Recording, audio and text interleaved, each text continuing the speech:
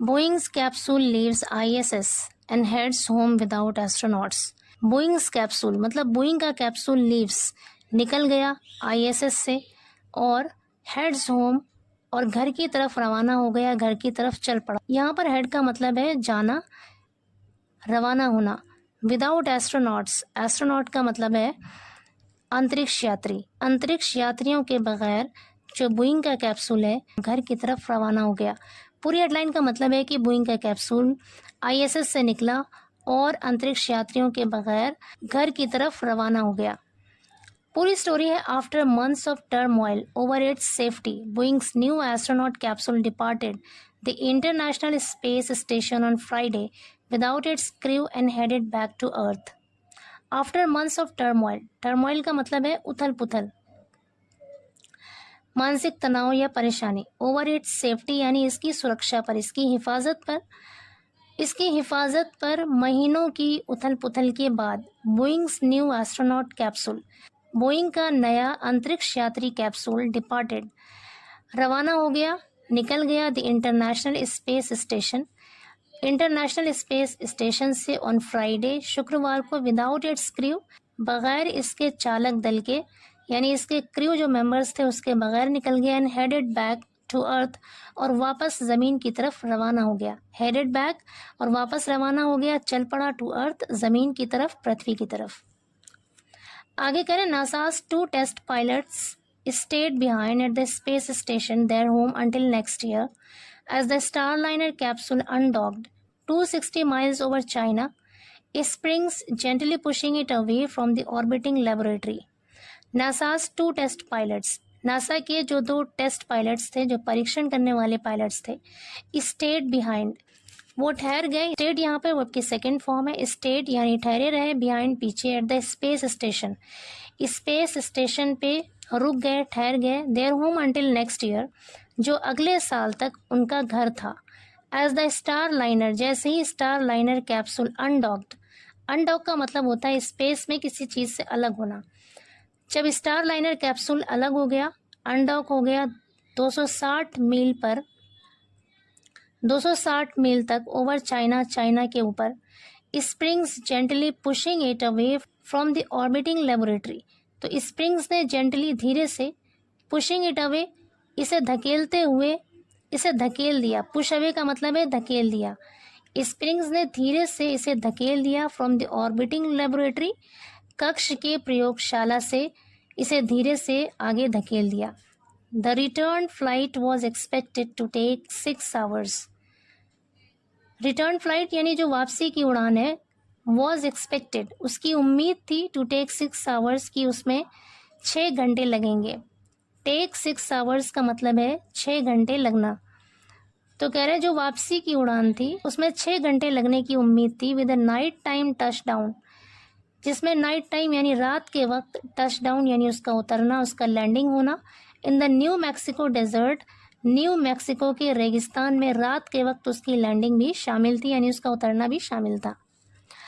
आगे कह रहे she is on her way home, वो अपने घर के रास्ते पर है, यानी वो अपने घर आ रही है। एस्ट्रोनॉट सुनीता विलियम्स रेडियोइड, एस्ट्रोनॉट यानी अंतरिक्ष यात्री सुनीता विलियम ने रेडियो पर बताया, after star liner excited, exit मतलब होता है निकलना, एक्साइटेड मतलब निकल गया। सुनीता विलियम ने स्टार लाइनर से निकलने के बाद रेडियो पर बताया कि वो अपने घर आ रही है। Williams and Butch Wilmore should have flown Starliner back to Earth in June. कह रहे विलियम्स और बुच विलमोर को should have flown, should have के साथ फ्लाई की थर्ड फॉर्म है फ्लोन, इसका मतलब है उड़ान भरना चाहिए था। स्टार लाइनर से बैक टू अर्थ, वापस ज़मीन पर उड़ान भरना चाहिए था विलियम्स को और विलमोर को इन जून में, a week after launching in it, यानी इसमें लॉन्च होने के 1 हफ्ते बाद ही उन लोगों को जून में अपनी ज़मीन की तरफ उड़ान भरना चाहिए था। But thruster failures and helium leaks, लेकिन थ्रस्टर की नाकामी ने, फेलियर्स मतलब नाकामी या असफलता, एंड हीलियम लीक्स, लीक्स मतलब रिसाव, और हीलियम के रिसाव ने मार का अर्थ होता है बाधा डालना, रोक देना, मार्ड देयर राइड, उनकी यात्रा को रोक दिया, to the space station, space station तक। कह रहे थ्रस्टर की नाकामी ने और हीलियम की रिसाव ने स्पेस स्टेशन तक उनकी यात्रा को रोक दिया। पूरे सेंटेंस का मतलब है कि थ्रस्टर की असफलता और नाकामी और हीलियम के रिसाव की वजह से स्पेस स्टेशन तक उनकी यात्रा बाधित हो गई, रुक गई। आगे कह रहे हैं NASA ultimately decided it was too risky to return the duo on Starliner. NASA ने अल्टीमेटली आखिरकार डिसाइडेड फैसला किया इट वाज टू रिस्की कि ये बहुत ज़्यादा जोखिम भरा है to return the duo on Starliner कि उन दोनों को, डुओ का अर्थ है यहाँ पर उन दोनों को स्टारलाइनर पर वापस नहीं ला सकते। जब एक सेंटेंस में TWO2 और 2 के साथ वर्ब की फर्स्ट फॉर्म लगा हो तब इस सेंटेंस की मीनिंग नेगेटिव होती है। इस सेंटेंस का मतलब है कि ये इतना जोखिम भरा था, ये इतना ज़्यादा रिस्की था कि उन दोनों को स्टारलाइनर पर वापस नहीं लाया जा सकता था। So the fully automated capsule left with their empty seats and blue space suits along with station equipment. So इसलिए द फुली ऑटोमेटेड कैप्सूल, पूरी तरह से जो ऑटोमेटेड कैप्सूल था, लेफ्ट रवाना हुआ विद देयर एम्प्टी सीट्स, अपनी खाली सीटों के साथ, एंड ब्लू स्पेस सूट्स और नीले रंग का अंतरिक्ष का जो सूट होता है उसके साथ, along with some old station equipment और कुछ पुराने औजारों के साथ, जो स्टेशन के पुराने औजार थे उसके साथ जो ऑटोमेटेड कैप्सूल था वो रवाना हुआ। आगे कह रहे SpaceX will bring the duo back in late February stretching their original 8-day mission to more than 8 months।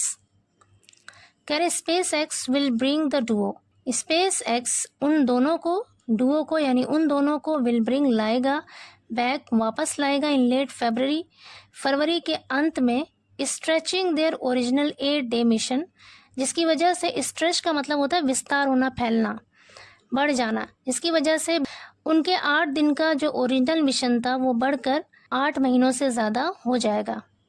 आगे कह रहे Boeing's first astronaut flight कैप्सा journey filled with delays and setbacks.